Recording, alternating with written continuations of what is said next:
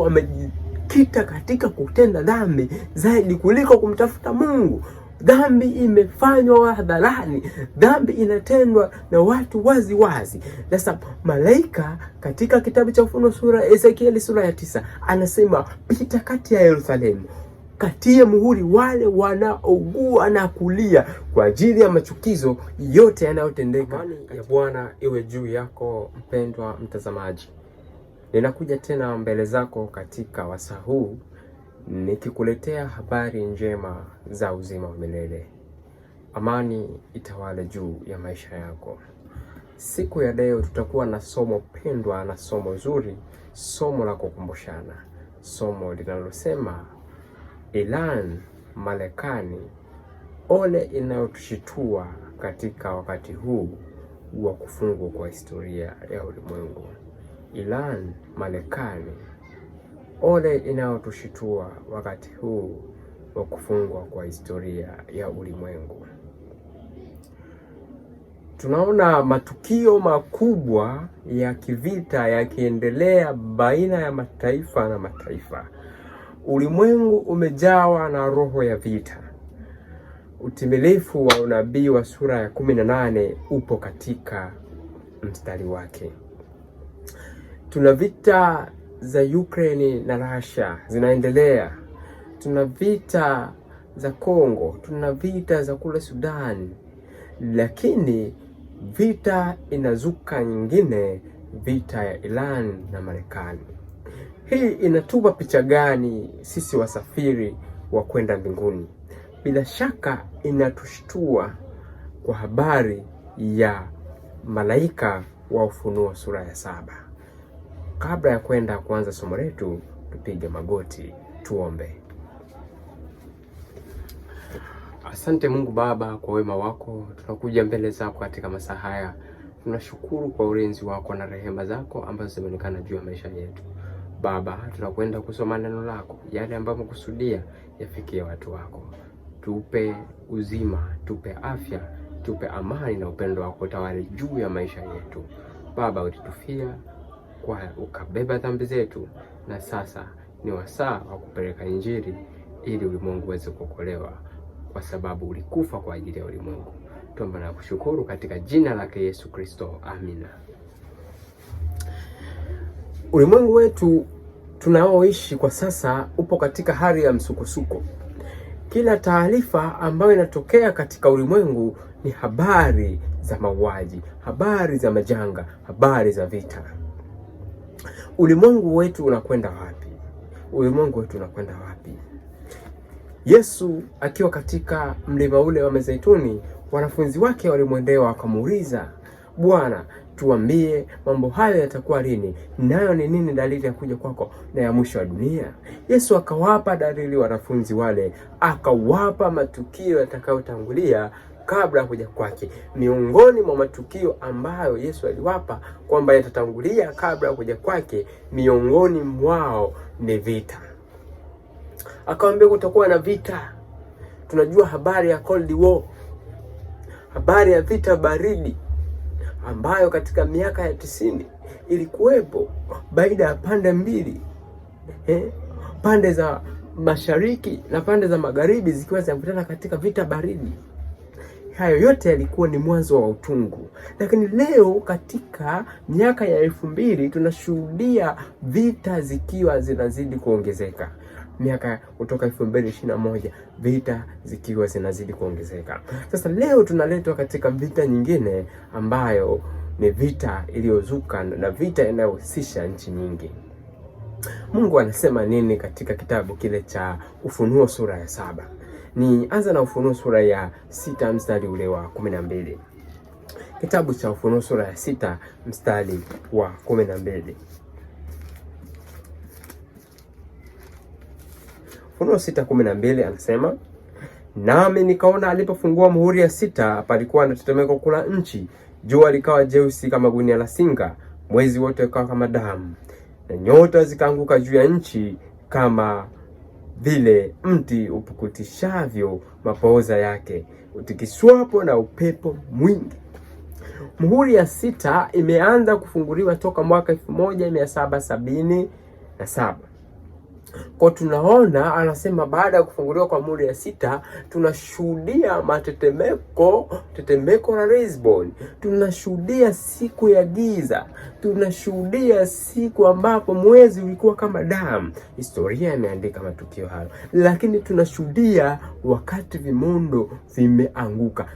Wale waliokuwepo waliyashuhudia matukio makubwa yaliyoipata dunia, ambayo wengi wao waliofia na kufikiri nini kinakwenda kuupata ulimwengu huu, nini kinakwenda kutokea. Muhuri wa 6 ulikuwa na matukio ya kutisha, Mbingu zikaondolewa kama kurasa. Tunaletwa katika mstari ule wa 14, mbingu zikaondolewa kama ukurasa. Muhuri wa 6 ulikuwa unamaliza ulimwengu. Muhuri wa 6 ulikuwa ufunge historia ya ulimwengu, lakini kwa rehema za Mungu anasema mbingu zikaondolewa kama ukurasa ulivyokunjwa, na kila mlima na kisiwa kikahamishwa kutoka mahali pake, na wafalme wa dunia na wakuu na majemedari na matajiri na wenye nguvu na kila mtumwa na muungwana wakajificha katika pango na nchi ya miamba ya milima, wakiambia milima na miamba, tuangukieni, tusitirini mbele za uso wake yeye aketie juu ya kile kiti cha enzi na hasira ya mwana kondoo, kwa maana siku iliyo kuu ya hasira yake imekuja, naye ni nani awezaye kusimama? Matukio ya muhuri wa 6 yanakwenda kufunga historia ya ulimwengu. Matukio ya muhuri wa 6 ni ya kutisha, ni ya kuleta hofu, matukio yanayokwenda kufunga historia ya ulimwengu. Kuna mbingu chini ya muhuri wa 6 zitaondolewa kama ukurasa. Sasa muhuri wa 6 una matukio mengi. Sasa katika mstari wa 7 wa sura ya 1 anasema, na baada ya matukio ya muhuri wa 6, tetemeko la Lisbon, matukio ya siku ya kupatwa kwa jua, maana Yesu alisema baada ya dhiki ile na siku ile jua litatiwa giza na mwezi hautatoa mwanga wake na nyota za mbinguni zitaanguka. Mambo hayo yalitimia kama ilivyokuwa imeandikwa. Utasoma katika Pambano Kuu, dalili za marejeo ya Yesu. Lakini Biblia inatuambia baada ya hayo malaika akaona, Yohana akaona. Baada ya hayo nikaona malaika 4 wamesimama katika pepo 4 za nchi, wakizizuia pepo 4, upepo usivume juu ya nchi wala juu ya bahari wala juu ya mti wowote. Kabla mbingu hazijaondolewa kama ukurasa, Yohana anaona malaika wamesimama katika pepo za nchi, upepo wakizuia pepo 4, upepo usivume juu ya bahari, juu ya mti wowote, juu ya nchi, juu ya kila kitu. Tunajua upepo ni hali ya machafuko.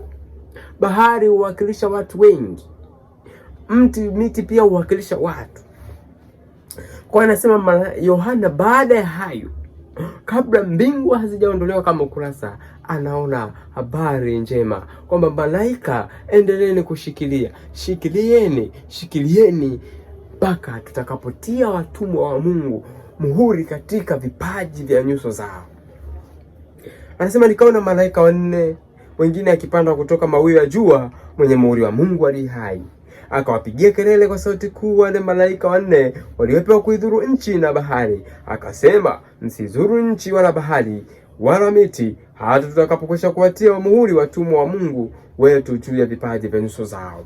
Kwa hiyo tunaona habari za kutiwa muhuri kutoka mawio ya jua. Mashariki jua linakotoka, anakuja malaika, anakuja mjumbe wa Mungu mwenye habari za watu wanaotiwa muhuri, mwenye kuja kutia muhuri kwa ajili ya wale wanaougua na kulia. Wale wanaougua na kulia wanatiwa muhuri wa Mungu. Tunaishi katika kipindi ambacho machafuko ni makubwa, dhambi imekuwa nyingi. Tunaishi katika kipindi ambacho watu wamejikita katika kutenda dhambi zaidi kuliko kumtafuta Mungu. Dhambi imefanywa hadharani, dhambi inatendwa na watu wazi wazi. Sasa malaika katika kitabu cha Ufunuo Ezekieli sura ya 9 anasema, pita kati ya Yerusalemu, katie muhuri wale wanaougua na kulia kwa ajili ya machukizo yote yanayotendeka katika nyumba ya Israeli. Kwa hiyo wale ambao watakuwa wakijinyenyekeza na kulia ndani haya machukizo, wakikemea dhambi, wakikemea maovu, wakikemea hali mbaya yote katika ulimwengu, Mungu anaahidi kutoa baraka za kutiwa muhuri kwa watu wao kwa ajili ya kupata uzima wa milele, kwa ajili ya kupata uzima ule wa milele. Kwa nasema nenda akapite utie muhuri. Sasa habari inayoletwa hapa kwamba baada ya kutiwa muhuri kwa watu wa Mungu, hizi pepo zitapaswa kuachiwa na upepo uvume juu ya ulimwengu. Upepo utaachiwa na pepo zitakapoachiwa, upepo utavuma juu ya ulimwengu. Vita tunazoziona, vita za Iran, Marekani, Israeli, Russia na Ukraine, sijui wapi, hizo zote ni kengele za kwamba watu wanazidi kutiwa muhuri, na kwamba habari za kutiwa muhuri huenda zinafikia mwisho muda si mrefu. Wakati zitakapofikiwa mwisho, tutashuhudia vita kamili zikiibuka katika mataifa. Kwa Mungu bado anashikilia. Vita hizi ni kengele kwamba Mungu bado anashikilia. Lakini wakati kazi ya kutiwa muhuri itakapokwisha, pepo hizi zitaachiwa. Kwa ni kengele kwamba sasa huenda malaika anayetia muhuri yupo, wale malaika wanaozishikilia pepo wanaachia taratibu taratibu, wanazidi kuachia taratibu taratibu. Ndio maana tunaona haya mavita yanazidi kuibuka, ni kwamba malaika wanaachia taratibu. Lakini tusisahau ujumbe wetu watokeni mijini, kwamba miji mikubwa itaharibiwa, miji itakumbwa na dharuba, miji itakumbwa na vita. Hebu fikiria wale wanaoishi katika miji ya Irani, Tehran, Tel Aviv, wanapatwa na hali gani sasa wanaoishi kule? Ni kwamba wale watakaodumu kuishi katika miji mikubwa watapatwa na dhahama. Ellen White anasemaje? Ellen White anasemaje akifafanua habari hii ya Ufunuo sura ile ya Ufunuo sura ya 7? Ellen White anasema,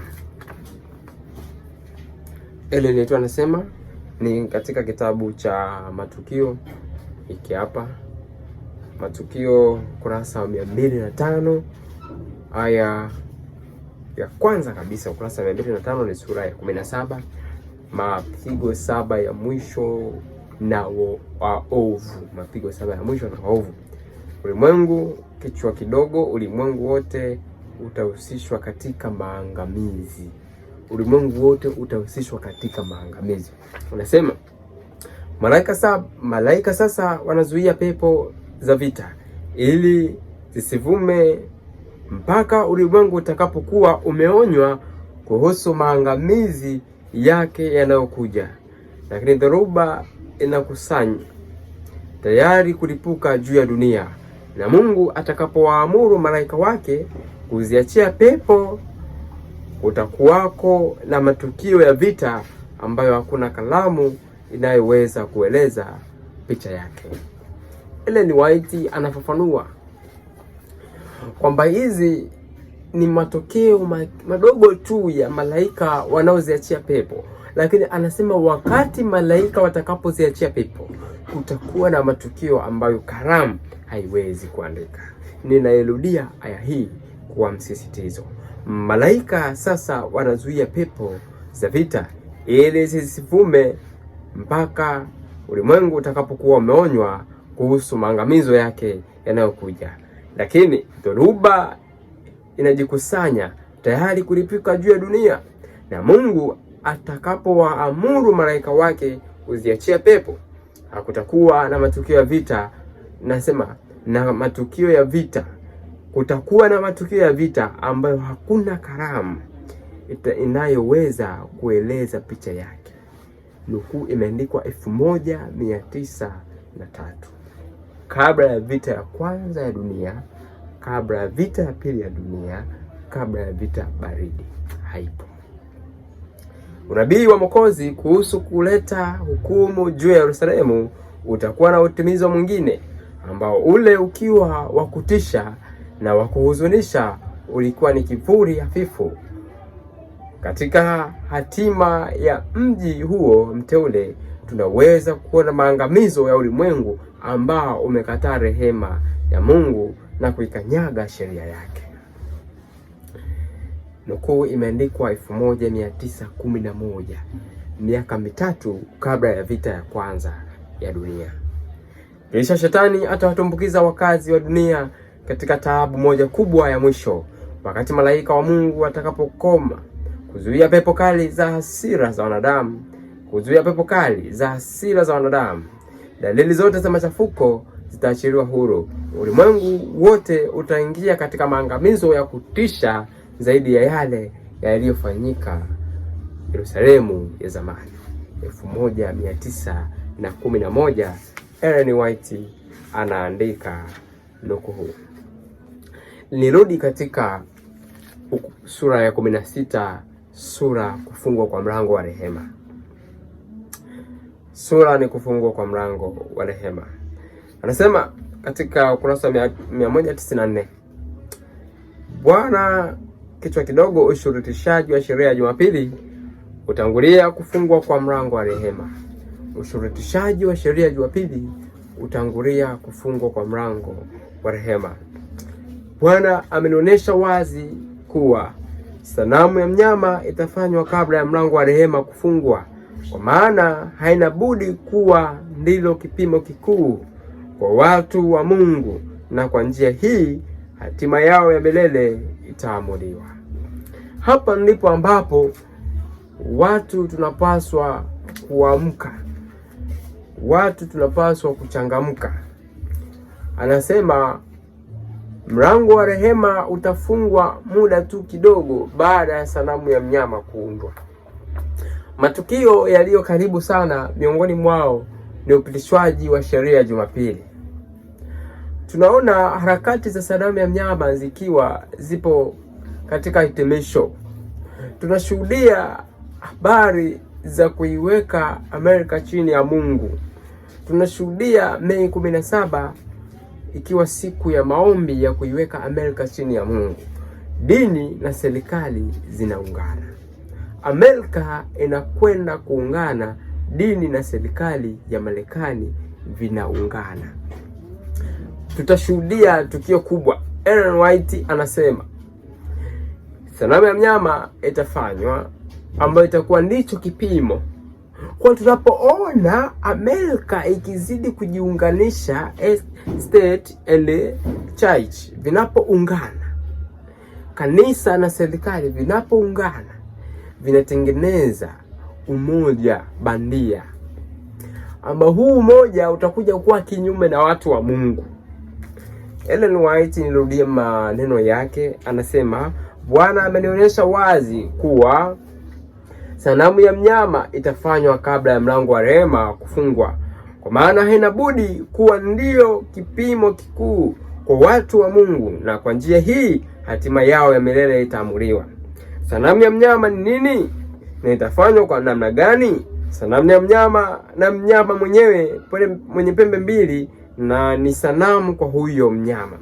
Sanamu ya mnyama yenyewe na mnyama mwenye pembe mbili. Mnyama mwenye pembe mbili tunajua ni Marekani. Sanamu ya mnyama huwakilisha muungano wa makanisa au muungano wa Protestanti ulioanguka, muungano wa dini kwa ujumla.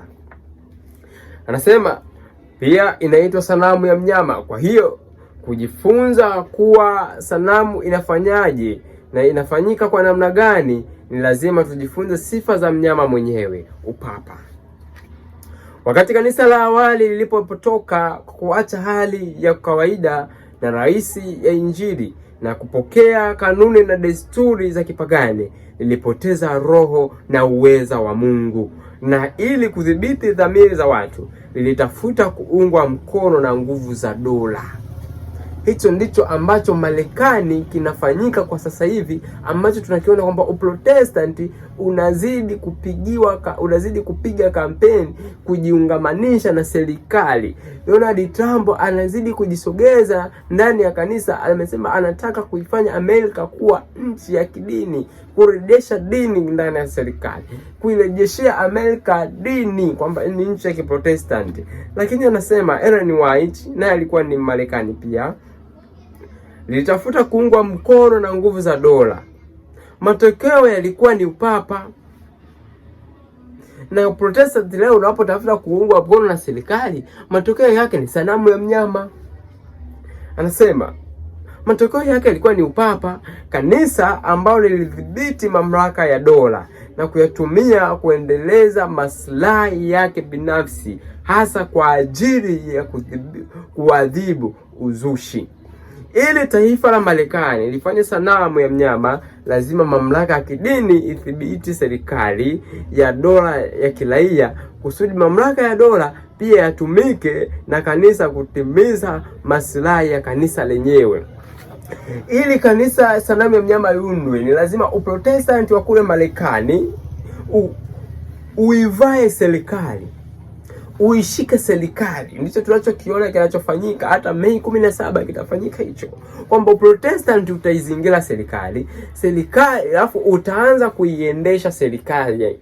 Serikali ya Marekani itaanza kuongozwa na Uprotestanti. Then wale wanaoupinga wa Protestanti watapaswa kupata na mateso, kwa sababu wanaipinga dini ya serikali. Lakini ni Uprotestanti ulioanguka.